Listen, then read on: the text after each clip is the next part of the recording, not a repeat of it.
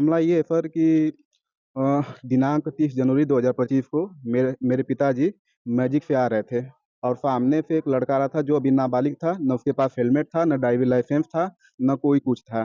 वो सामने से आता है और पिताजी को टक्कर मार देता है और हाँ, राइट साइड, वो भी रॉन्ग साइड रहता है वो, और आके टक्कर मार देता है, जबकि गलती उसकी सरासर पूरी थी। क्योंकि उसके पास न तो हेलमेट था, न तो वो उसके पास डीएल था, न तो वो क्या नाम है बालिग था, नाबालिग था। और वो उसके बाद होता ही है कि पुलिस के संज्ञान में मामला आता है और पुलिस 7,000 लेती है मेरे पिताजी से।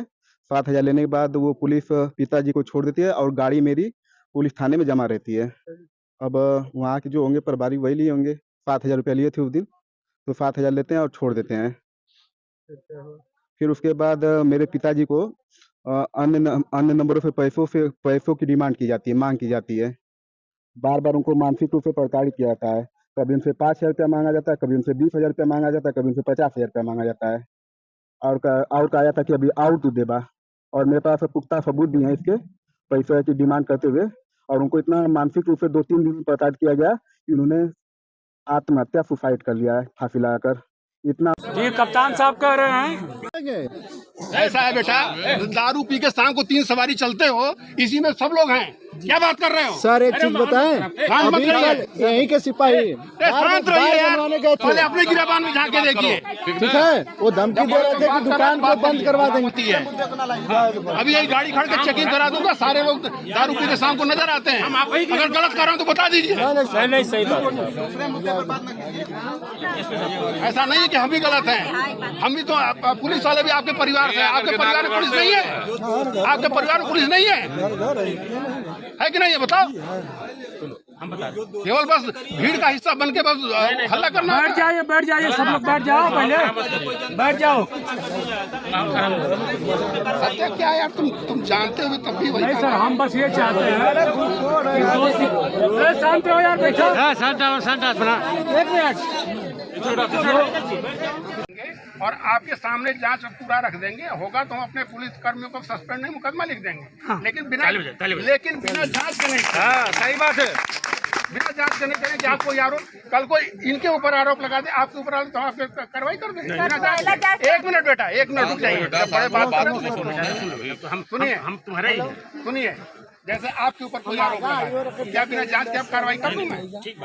तो आपका आरोप है, मैं मान रहा हूँ, तो आरोप की जांच तो कराएंगे और जांच आपके सामने होगी। ना आप कहीं जा रहे हैं, ना मैं कहीं जा रहा हूँ। आर्थिक स्थिति का लिखित पैड बना दीजिए। नहीं बना दीजिए, हम लोग की बॉडी जाए।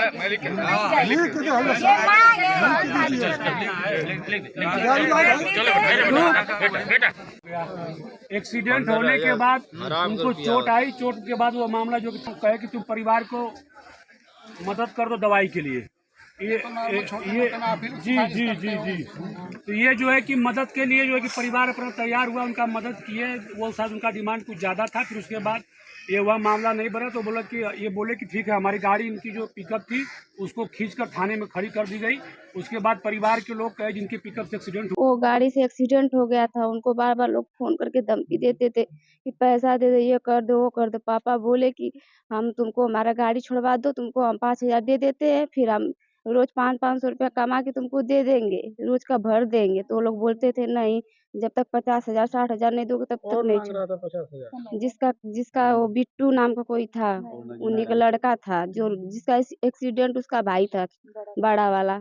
अब पापा टेंशन की वजह से खाना नहीं खाते थे, 2-3 दिन से खा नहीं रहे थे, अंदर से मानसिक रूप से थे बहुत। उनको खाना के लिए बोलते थे तो नहीं खाते थे। तो हम लोग जागे हुए थे, वो सो रहे थे, फिर आए, पूछे क्या कर रही हो तुम लोग?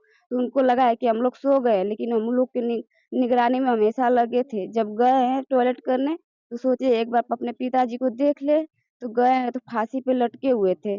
जब गए तो आवाज किए, उनको हम बचाने की बहुत कोशिश किए, 5 मिनट तक उनको हम छुए। जब उनका पैर छुए तब तक उनका प्राण निकल गया था। फिर उसके बाद हम बाहर आए।